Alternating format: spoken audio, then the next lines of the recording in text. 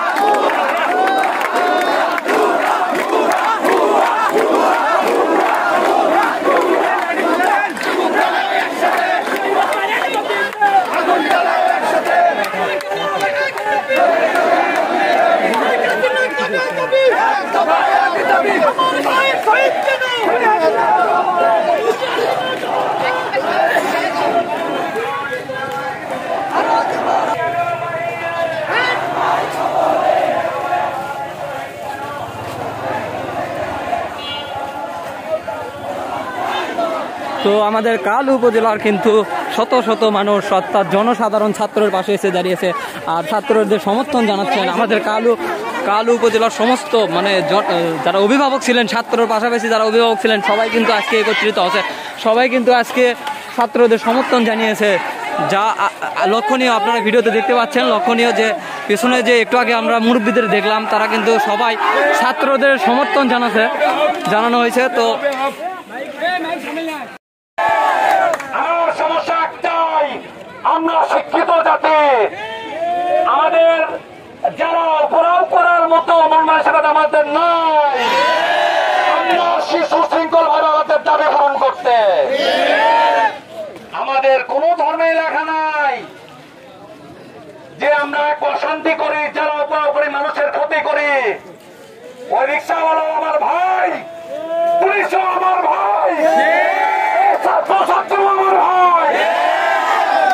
তোমরা কে পুলিশ আমার যায় আসে না, তুমি কে ভেড়া কে দোকানদার আমার যায় আসে না। আমাদের কথা পরিষ্কার, আমরা সুশৃঙ্খল ভাবে আমাদের কর্মসূচি পালন করব এবং সুশৃঙ্খল ভাবে চলে যাব। আপনাদের হাতে যাদের লাঠি আছে এটা ফেলে দেন, লাঠির কোনো প্রয়োজন হয় না ইনশাল্লাহ।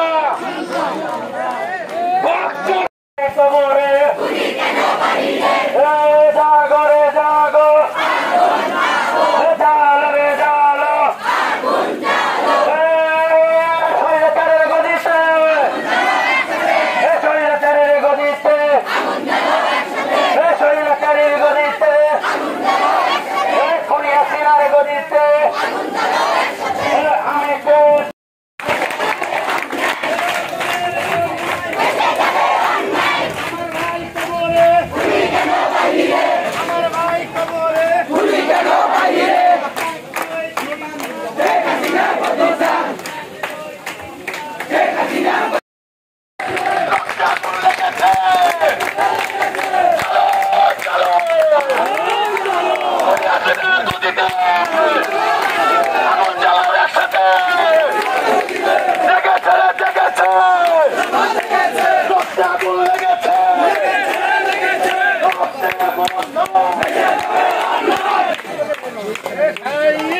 রক্তের বন্যায় নৌকা ভাসিয়েছে সরকার, কিন্তু আমরা জানি চাই তোমরা কজনকে মারবা, তোমরা ভারতের সহজে নিয়ে কয়জনকে গুলি করে শেষ করবা।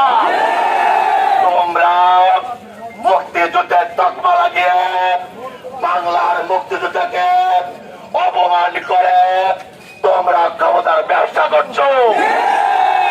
তো বাঙালির দুঃখ ছিল না, কিন্তু আজকে সারা দেশে তোমরা রক্তের বন্যা বয়ে দিয়েছো। কেন তুমি মনে হয় ভারতের কোন কালী দেবী?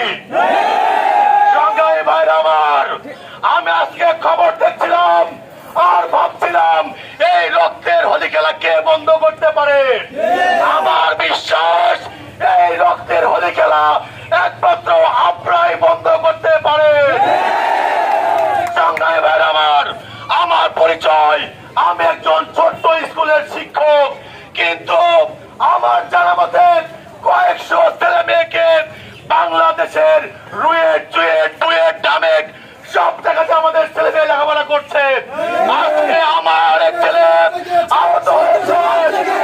আমরা যখন শিশুদেরকে পড়াই আমাদের কলিজা শুকিয়ে যায় সেই ছেলে মেয়েদেরকে ক খাওয়া শিখাইতে। সেই ছেলে মেয়ে যখন লেখাপড়া শেষ করে ভার্সিটিতে ভর্তি হয় তারা বাবা মায়ের মুখ উজ্জ্বল করবে এই প্রত্যাশায়, কিন্তু আমরা দেখলাম কি এই ছেলে মেয়ে গ্রামে গঞ্জে সাধারণ ছেলে মেয়ে যারা কিনা রাজনীতি বিরুদ্ধে রুখে দাঁড়িয়েছে।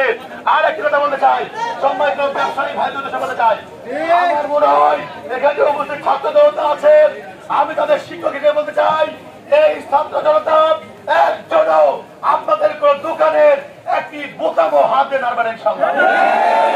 কিন্তু যারা কোন দোকানে আশেপাশে বিরোধ করবে আমাকে খবর দেবেন, প্রয়োজনে বেড়ে রাখবেন। সে যে দলের নেতা হোক, যে ছাত্র হোক, যে শিক্ষক হোক, তার ভিতরে আমরা করবো ইনশাআল্লাহ।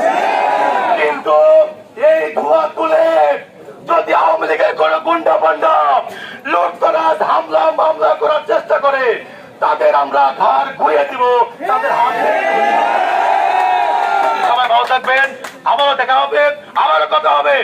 আমরা এই সরকারকে ক্ষমতা থেকে না নামানো পর্যন্ত হয় লাশ যাবে, না হলে সরকার নামবে। ইনকিলাব জিন্দাবাদ। সবাই এখানে অবস্থান করবেন। যত বৃষ্টি আসুক, যত ঝড় আসুক, যদি আপনারা আল্লাহকে ভালোবাসেন, রাসূলকে ভালোবাসেন, এই জালেমকে সরানোর এই পদক্ষেপ আপনি কিন্তু সরে দাঁড়াবেন না। এখনো যারা যে সমস্ত ভাই বোনেরা আসতে পারেননি, আমি আপনাদের বলবো, যারা আপনারা আপনাদের সন্তানদের অনাগত ভবিষ্যৎ নিশ্চিত করতে চান, যারা ঘরে বসে আরামাইসে ঘুমাতে চান, তাদেরকে বলবো এখন বসে থাকার সময় নয়। কারণ দেখছেন এই আওয়ামী সন্ত্রাসীরা সারা দেশ জুড়ে মানুষের ঘরপত্র লুটপাট করছে, এমনকি তাদের উপরে গুলি করে মানুষ মারছে, ঘরে জ্বালাতে গুলি করে মানুষ মারছে। অর্থাৎ তারা চায় আতঙ্ক সৃষ্টি করে মানুষের ধন সম্পদ তারা একাত্র যেমন লুট করেছিল আবারও তারা সহযোগ করছে। আপনারা কেউ ভয় পাবেন না, আমাদের হাতে আল্লাহ আছে ইনশাআল্লাহ। ইনকিলাব জিন্দাবাদ, ইনকিলাব জিন্দাবাদ।